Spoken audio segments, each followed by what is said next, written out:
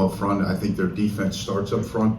They play extremely hard up front. They're stout up front. Got two new secondary players in the Illinois game, and so obviously they're trying to get those guys up to speed, so to speak. But I think when you look at them, they're physical. They run to the ball. They play extremely hard, and I think they're extremely well coached. Is there anything you've seen up front the last 3 weeks that's kind of kept the run game from really getting going like we saw against Oregon and Illinois? Yeah, I think so much of it is like just matchups. I think from a holistic standpoint, and then just making sure that we get ourselves in the right play call for the front. And so I think when you look at the last 2 weeks and you look at the two defensive lines that we've played, some of it certainly has to do with those guys. Some of it has to do with us just making sure we're putting our guys in the best possible position to be successful. And so, for us, we got behind the board a little bit, started chasing the score some early, and then I think it's a combination of factors in all honesty, but it's a little bit of the two defensive lines that we've seen the last two games out are certainly really, really good. You're looking at top 5 defensive lines. Guys that are going to play on Sundays on that group, and then you look at just making sure we're getting ourselves in the best possible position to be successful. When you do play those top 5 D lines, what can you do to kind of negate their talent up front? Well, so I think so much of it is just getting in the right call, whether it's formationally, whether it's trying to get a numbers advantage using motions and shifts, and then are we maximizing the matchups that we thought we would be able to maximize when we get into that game plan mode. And so just being able to access those in real time is going to continue to be important for us as we get to these last 2 games. I think Hudson's been through a lot this year, just with everything that's going on. Where would you assess his confidence level and his headspace right now? Well, I think his headspace and his confidence level have stayed consistent. He has been through a lot, whether it's the injury, whether it's just been the up and down. Obviously, more down than up.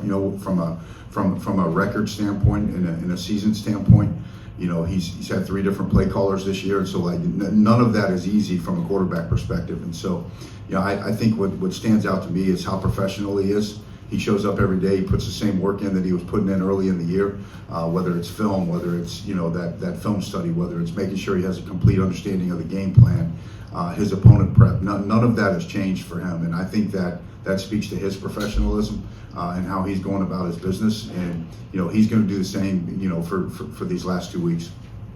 Jason, you've coached a lot of good running backs in your career, whether it's high school level, college level. How is Devin maybe different in the way that, with instincts and his way to kind of move his legs and things of that sort and just pick up yards that you don't think are there sometimes? Well, I think what stands out for Mock is like his relentlessness as a runner. There are some guys that have pace and that have patience, and when Mock certainly has pace and patience, but like when you look at how relentless he is as a runner and what he puts his body through game in and game out, it's a testament to our strength staff, it's a testament to our training staff, and most importantly, it's a testament to Mock in terms of how he takes care of his body and how he prepares himself week in and week out to be able to go play that way. And his relentlessness on the field is a big part of his identity, and you watch what he puts himself through week in and week out, but every time he touches the football, his expectation is to go find a way to score, and whatever he has to put his body through to go score, that's what he's going to do. And that's what makes him special. He can do all the jobs that you want your running back to be able to do, whether it's pass protection, catching the ball out of the backfield, but his relentlessness is what stands out to me. Is there an ideal way that you would like to use Mockabee and Reggie Love to share the workload, or is it just kind of riding the hot hand, or see whatever matchup may be on the table that week? Well, I think so much of that, when you look at what Coach Connor does in our running back room, he does an outstanding job of making sure like his guys, one, they're ready to go week in and week out in terms of the game plan, but he has a really good feel for what situation, what circumstance, and when to use those guys. And a lot of that falls on him. They're situationally on the call sheet where we're going to have specific plays for Reggie, we're going to have specific plays for Mock, and when we want to use those guys and how. But really, it's going to be a feel thing. Like there are times where we're going to ride the hot hand, and if Mock's hot, we're going to ride him. But you also got to be smart. Those guys take a physical pounding. And if they get 2-3 carries in a row, we